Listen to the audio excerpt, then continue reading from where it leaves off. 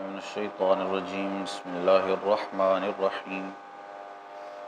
فكيف إذا جمعناهم ليوم لا ريب فيه ووفيت كل نفس ما كسبت وهم لا يظلمون قل اللهم مالك الملك تؤتي الملك من تشاء وتنزع الملك ممن تشاء وتعز من تشاء وتذل من تشاء بيدك الخير إنك على كل شيء قدير تولج الليل في النهار وتولج النهار في الليل وتخرج الحي من الميت وتخرج الميت من الحي وترزق من تشاء بغير حساب صدق اللہ مولانا العظیم الصلاة والسلام علیک یا سیدی یا رسول اللہ وعلی آلک واصحابک یا سیدی یا حبیب اللہ الصلاة والسلام علیک یا سیدی یا نبی اللہ وعلی آلک واصحابک یا سیدی یا نور اللہ فَكَيْفَ إِذَا جَمَعْنَاهُمْ لِيَوْمٍ لَا رَيْبَ فِيهِ،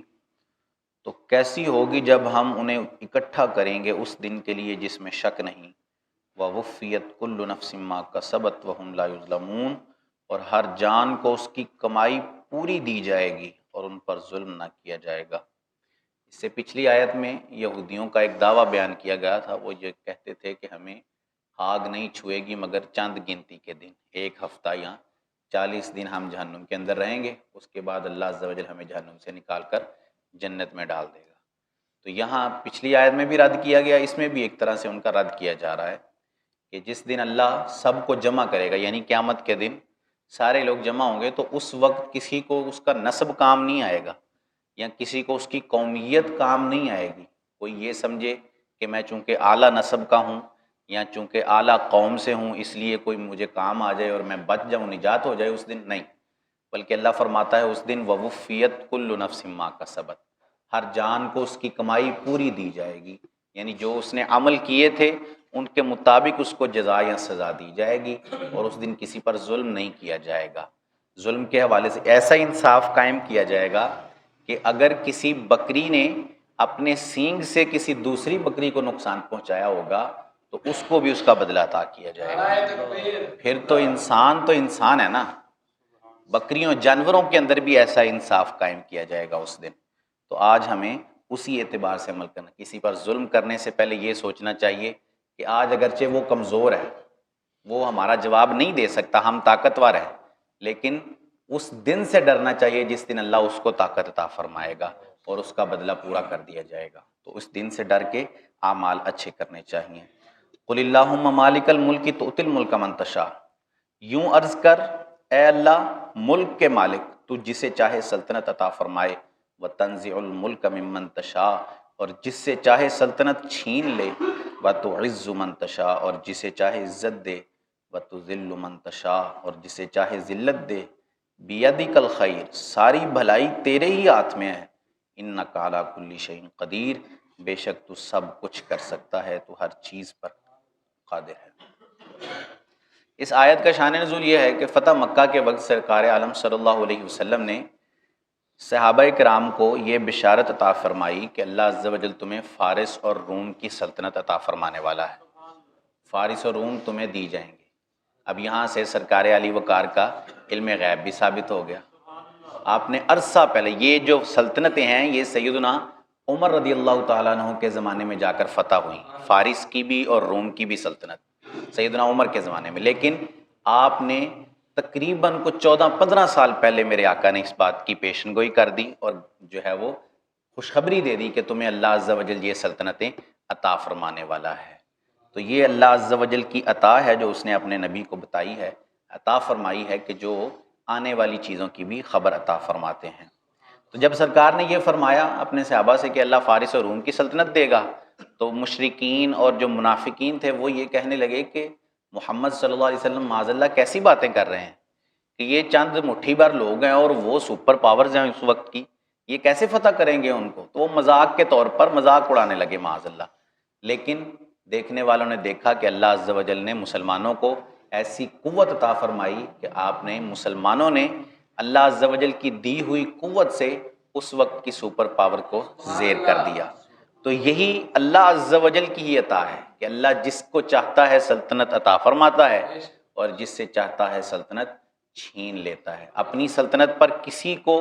اپنے رتبے پر کسی کو جو ہے وہ فخر نہیں کرنا چاہیے، وہ اللہ کی عطا ہے۔ آج کہاں ہیں وہ سارے بادشاہ جو یہ دعویٰ کیا کرتے تھے کہ ہم سے بڑھ کر کوئی طاقتور نہیں ہے؟ نمرود کدھر ہے؟ ساری دنیا پر حکومت ہے اس کی۔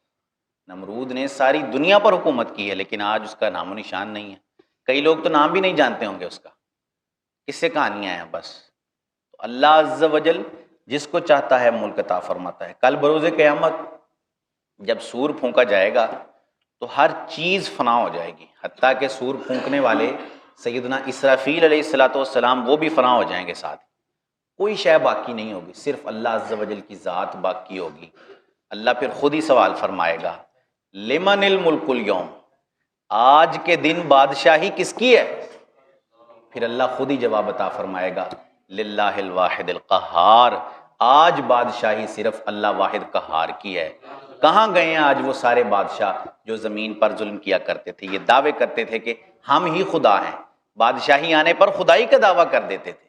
لیکن اس دن کسی کی کوئی بادشاہی نہیں ہوگی، صرف باقی رہنے والی ذات اللہ عز و جل کی ذات ہوگی۔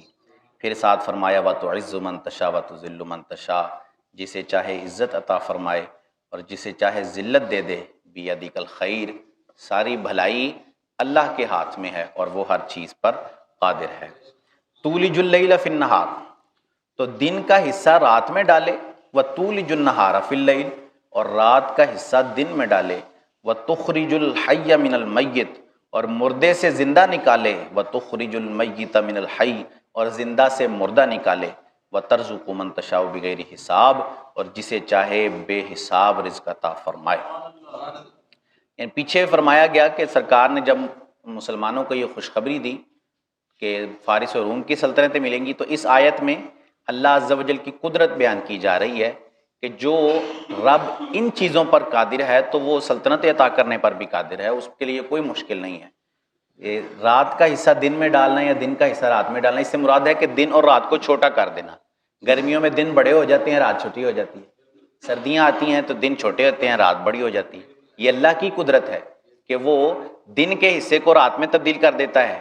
ایک وقت پر، لیکن دوسرے ہی وقت پر وہ رات کے حصے کو دن میں تبدیل کر دیتا ہے۔ تو جو مالک ان چیزوں پر قادر ہے اس کے لیے سلطنت عطا کرنا کوئی مشکل کام نہیں ہے، وہ سلطنت عطا فرما سکتا ہے، اور وہ جس کو چاہتا ہے بے حساب رزق عطا فرماتا ہے۔ اللہ عز و جل سے دعا ہے کہ اللہ عز و جل ہمیں قرآن کی فہم عطا فرمائے، آمین بجاہ خاتم۔ اللہم صلی علی سیدنا و مولانا محمد۔ سلام پڑھ